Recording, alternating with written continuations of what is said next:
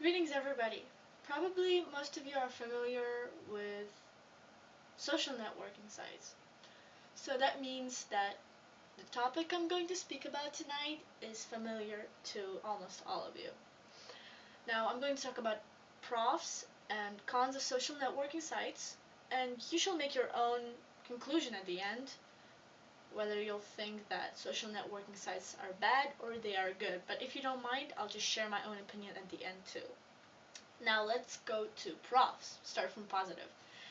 Did you know that social media spreads information much faster than any other social networking sites spread information much faster than any other media?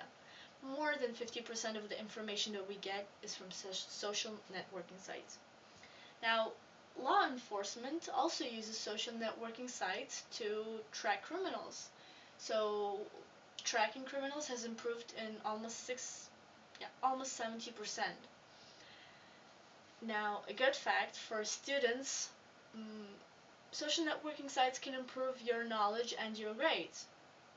60% of students said that they use social networking sites to discuss school topics. Now, after studying, you'll probably need a job. And as also a very good fact, 90% of people were hired through LinkedIn and 30% through Facebook, which I found a big number.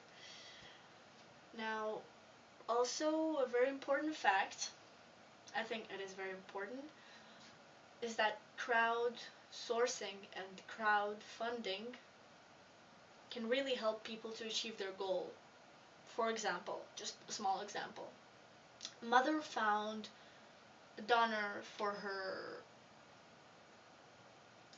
kidney donors for her child just by posting a video on Facebook. Just a small example.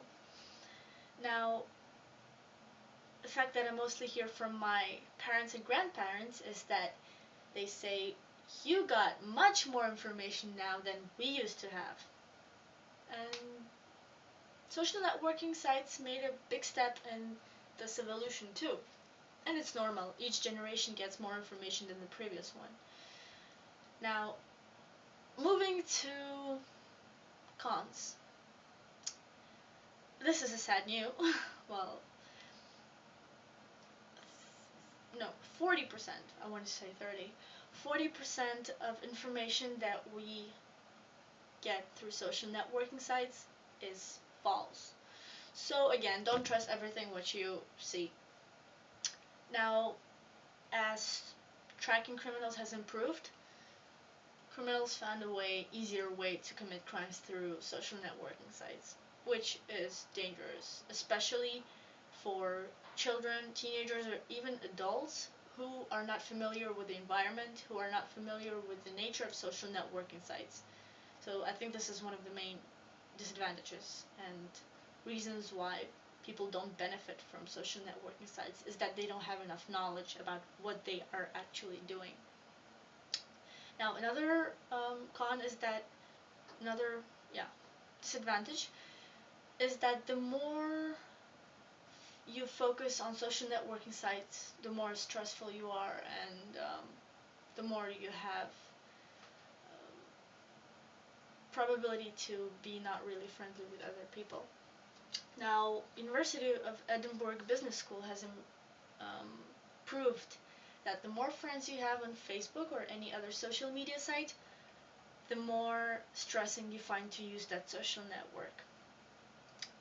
Now, as I said, the main disadvantage for me is that people are not well known of what they are doing. Now, I found 22 reasonable pros and 24 reasonable cons. But I still think that my conclusion is that social networking sites are good. Well, at first think, how would we live without them? I just can't imagine myself without those social networking sites, because probably this is helpful for my parents and they get cash for that, and I have all the facilities I have now. So we actually can benefit from social networking sites. How? The answer is easy and difficult at the same time. Easy because the answer is time management and use your time properly. At the same time, it's difficult because it is hard to step over this addiction to social networking sites. And I might just share with you a tool that is helpful. The program is called Rescue Time, and it helps to just at the end of the day, it shows you how much time you spent on different sites and distractions, which are social networking sites. And you'll see that you spend more time than you actually think you do. Practice on me. Now, make your value list.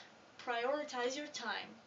Ask questions to yourself. Do I really need to go to that social networking site? What will I benefit from being there, from spending time there? What new thing will I learn? And you'll find quickly that you have some points which are important for you and which are not important for you. So prioritize your values and make your own conclusion on how much time do you think you need to spend on social networking sites. Now, the point is that don't make social networking a main theme of your life. Don't live there.